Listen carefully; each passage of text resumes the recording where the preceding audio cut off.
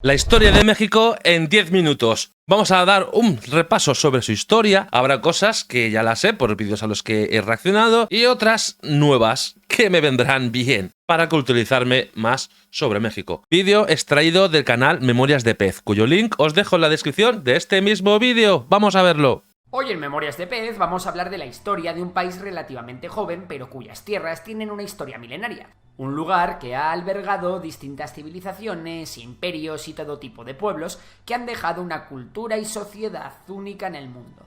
Hoy hablamos de uno de los países más importantes de América Latina. Hoy hablamos de la historia de México.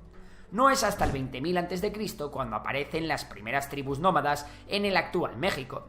Se dedican a recolectar frutos y a cazar. Estas tribus acaban descubriendo la agricultura y aparecen las primeras aldeas y poblados. Sin embargo, la primera gran civilización no surge en México hasta aproximadamente el 1200 a.C., cuando aparecen los olmecas en la costa del Golfo de México.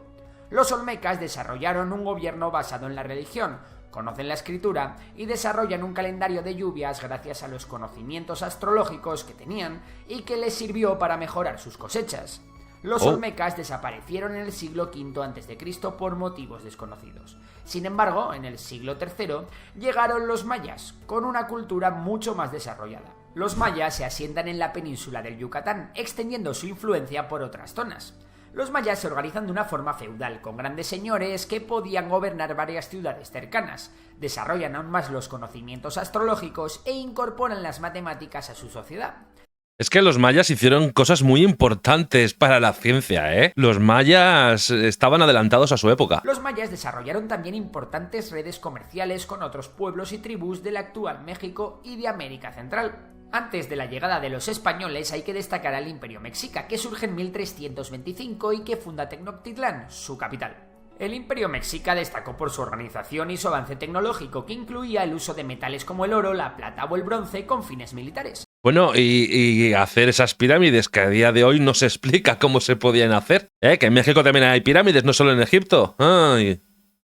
El problema del Imperio Mexica es que constantemente oprimía a otros pueblos de la zona, algo que sería su perdición. En 1492 Cristóbal Colón llega a América y en los años siguientes los españoles mandan varias expediciones con el objetivo de conquistar todo el Nuevo Mundo.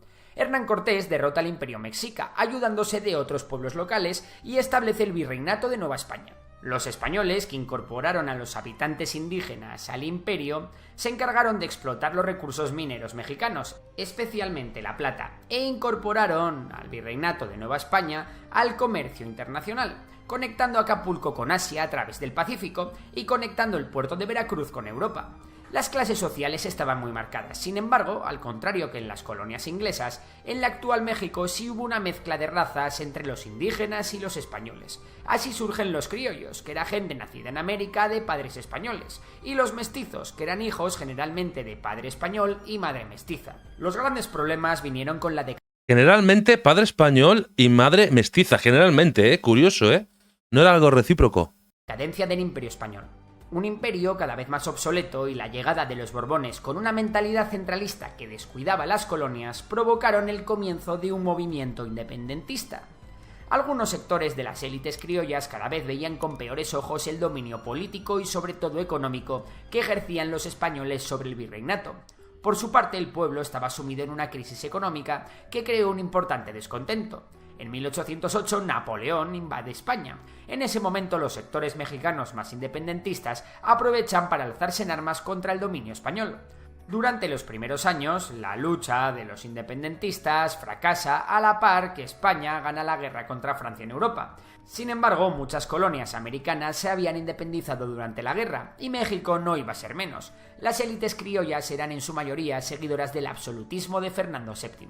Sin embargo, cuando en España se produce un levantamiento liberal y el general Riego reinstaura la Constitución y proclama el que sería el trienio liberal, las élites criollas optan por sumarse al movimiento independentista. Este apoyo fue definitivo y dará paso a la independencia de México en 1821. El Imperio Mexicano contaba con gran parte de lo que hoy en día es el sur de Estados Unidos y con la mayor parte de Centroamérica. Sin embargo, la crisis económica que provocó la lucha por la independencia hizo a sectores liberales conspirar contra el emperador Agustín I, que fue derrocado apenas 6 meses después de llegar al poder.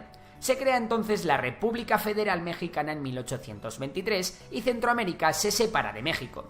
En 1824 se crea también la Constitución, que recoge la separación de poderes, y se elige al primer presidente electo de la República Federal, que será Guadalupe Victoria. Sin embargo, la verdadera estrella de este periodo es Antonio López de Santana, quien rechaza a los españoles y será elegido en multitud de ocasiones para ser presidente. López de Santa Anna promulga las 7 leyes, una constitución de corte conservadora.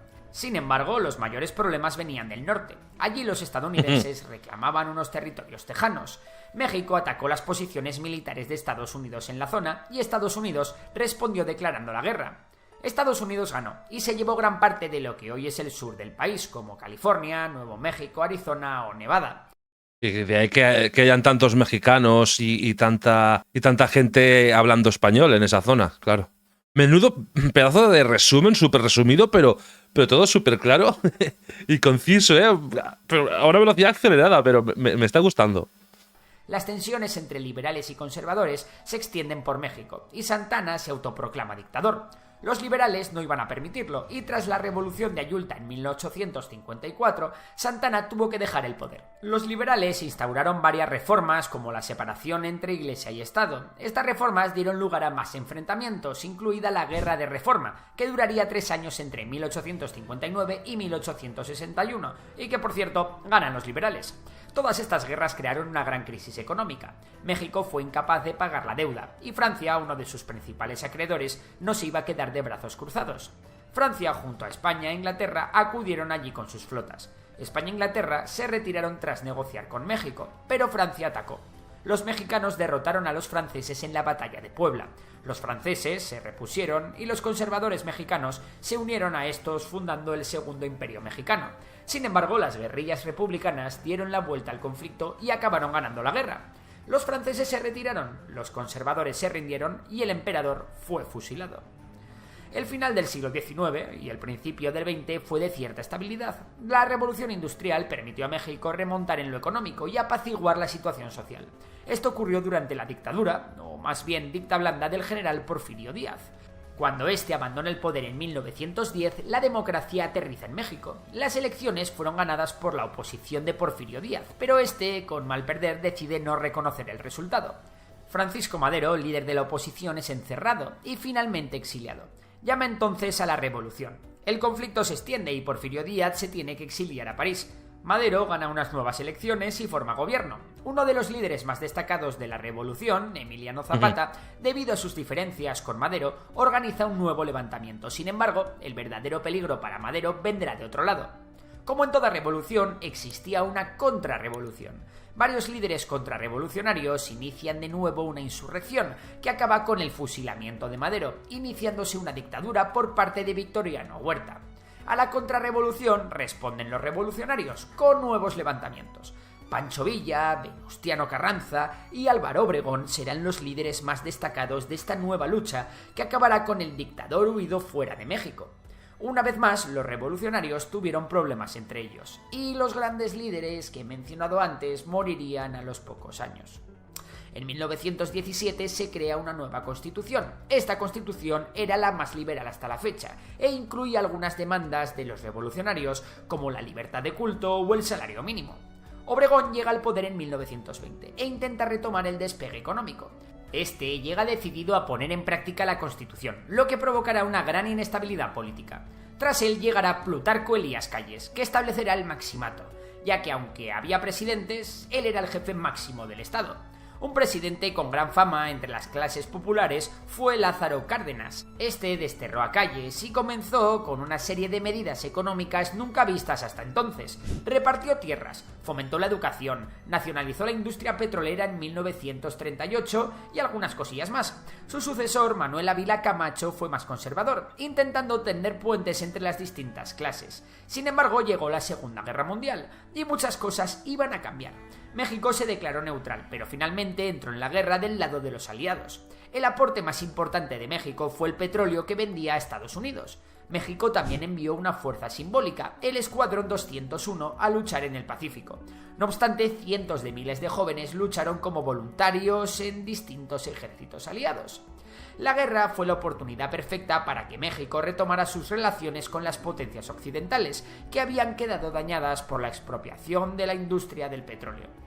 Desde que acabó la guerra hasta 1970, el crecimiento económico fue constante y se combinó con avances sociales como el derecho a voto de la mujer. En 1970 comenzaba la crisis del petróleo y México se benefició de ella. El precio del petróleo subió como la espuma y por tanto el país mexicano vio la oportunidad de aumentar su producción. Claro. Dicho y hecho, México creó el complejo de Cantarell, donde aún hoy en día se extrae muchísimo petróleo. Sin embargo, los precios bajan a principios de los 80 y entonces sí que llega la crisis al país. El gobierno tiene que vender al menos 750 empresas públicas para hacer frente a la situación. En 1994, México da un gran paso adelante, firmando el Tratado de Libre Comercio con Estados Unidos y Canadá, lo que le vendrá muy bien a la economía mexicana.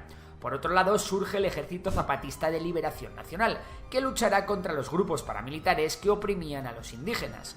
En el año 2000, el PRI pierde por primera vez unas elecciones en 70 años. Sin embargo, para entonces, el mayor problema de México ya era el narcotráfico.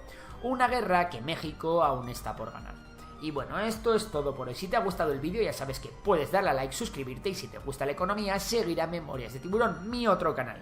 Por lo demás, un saludo y hasta la próxima. ¿Qué opinas del vídeo? ¿Estáis de acuerdo? ¿No? Porque claro, yo desde aquí, desde fuera, pues escucho cosas, esto es muy resumido. Algunos veréis el vídeo y sabréis mucho más de lo que cuentan, porque claro, aquí en 10 minutos, pues toda la historia pues es muy difícil acotarla. Así que me gustaría leeros. ¡Oh, qué aceleración! ¿No? ¿Cómo ha pasado la historia? Claro, en 10 minutos lo dice. Hermanos mexicanos, por favor, no fui yo, por favor, no fui yo. Yo solo quiero que nos llevemos bien, que es como es realmente hoy en día, que me siento muy afortunado de poder hacer lo que hago y poder estar en contacto, en comunicación con vosotros, no solo a través de las redes sociales o los mensajes que puedo leer en redes sociales, sino ya como amigos, ya hablando, haciendo videollamadas y comunicándonos por WhatsApp y ir conociéndoos poco a poco según pueda. Me despido, nos vemos en el próximo vídeo. ¡Chao!